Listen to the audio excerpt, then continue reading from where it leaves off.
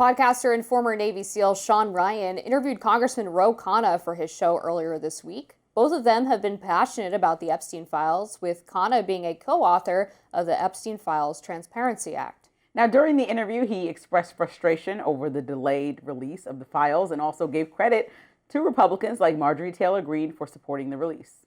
But it wasn't just Massey and me. Marjorie Taylor Greene, Lauren Boebert, and Nancy Mace stuck their neck out to sign a discharge petition that the two of us had to force a vote on it. They got bullied by the White House. They got bullied by the Speaker. They got threatened. Their political careers were threatened.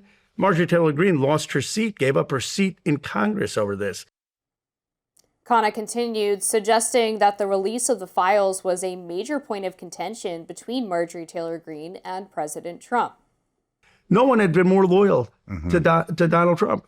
And when she joined the petition, she says, Ro, I'm going to explain to Trump that he actually can be a hero. He's going to come on board. I'm telling you, he's going to come on board. She said, Trump says to him, well, you're hurting some of my friends. This is not the right thing. You're hurting people. How about hurting the survivors? How about hurting the women?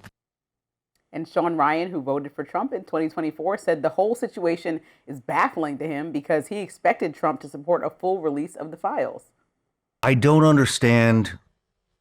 I cannot. I got really pissed off at the Democrat Party because the maps, the minor attracted persons, before Trump came into office, we talked about it all the time.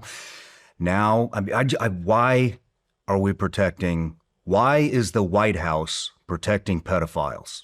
Why is the White House protecting pedophiles? I just don't understand it, Ro. All right.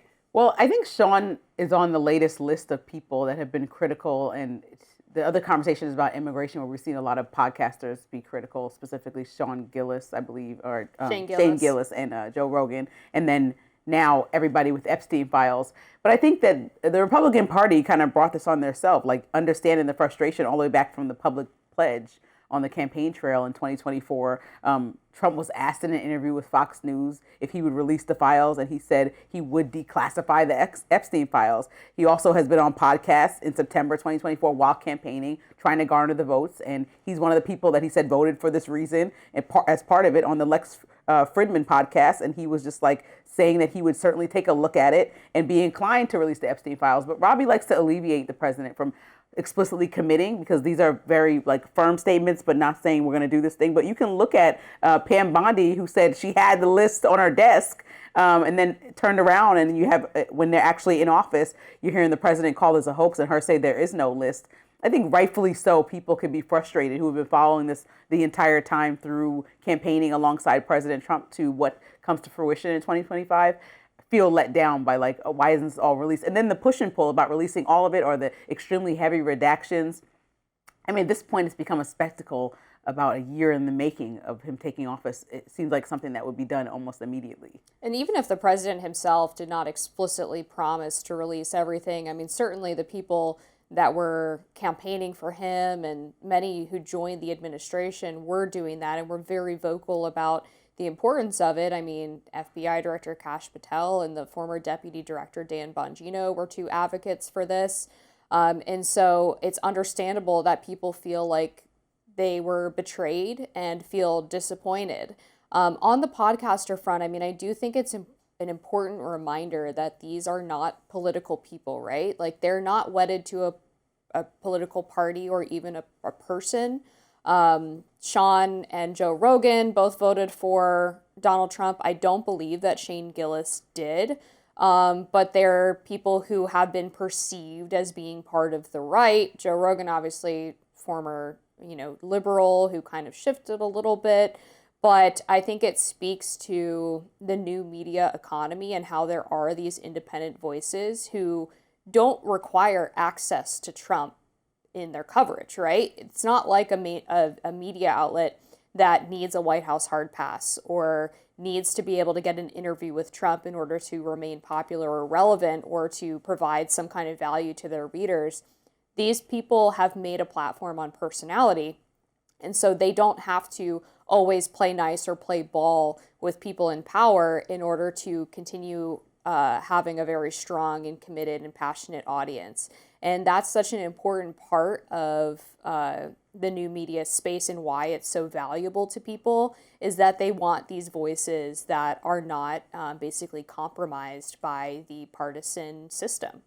And I hear the argument clear from a lot of people that on television you'll hear people lump together every single person that's criticized Trump and just say, oh, it's a barrage of people, politicians. And you can separate from the actual politicians that have been critical, like Thomas Massie on some of the policies and like Marjorie Taylor Greene. And then the influx, what it seems, of podcasters and people that have taken up media space, like Tucker Carlson. People have criticized him in this infighting within the Republican Party, which affects what the disarray of the MAGA base, or if that still is intact in that conversation.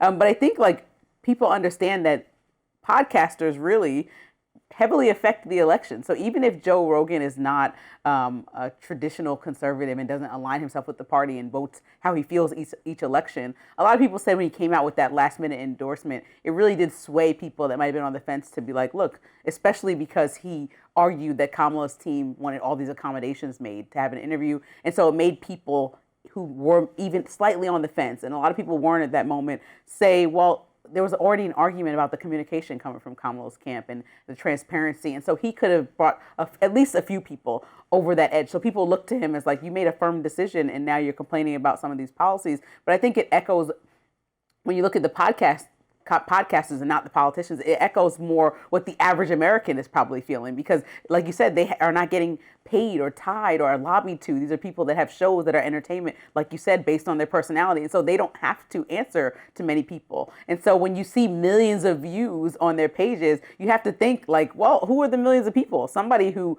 agrees with them. There are probably hate watchers in there like there are for every single show, but somebody, and I'll say a majority, probably like the content to keep coming back and watching every day. And so when you have people with those platforms, with those type of followers that are heavily critical of some of the president's policies, whether it be immigration or whether it be how his entire administration handled the Epstein files, then you have to think that, well, by ignoring those people, that will be the same mistake that Democrats made. Yeah, and one other thing I wanted to mention in relation to Ro Khanna, I quite like Ro Khanna. He's sort of one of those independent voices. He's obviously a progressive Democrat, but he finds these sort of populist issues that are can be bipartisan. And I think he's really smart about the way he operates. And one of those issues I wanted to bring up was Trump's recent pledge to get Wall Street out of single-family homes. Yes. He has had a bill related to that in Congress for years, and is planning to reintroduce it, I believe, because of the president's recent promise to try to prevent these institutional investors from taking up single-family homes. And a lot of Republicans on the other side have introduced half measures or no measures at all, or don't seem to know what the plan is to codify the president's promise, with the exception of a select few.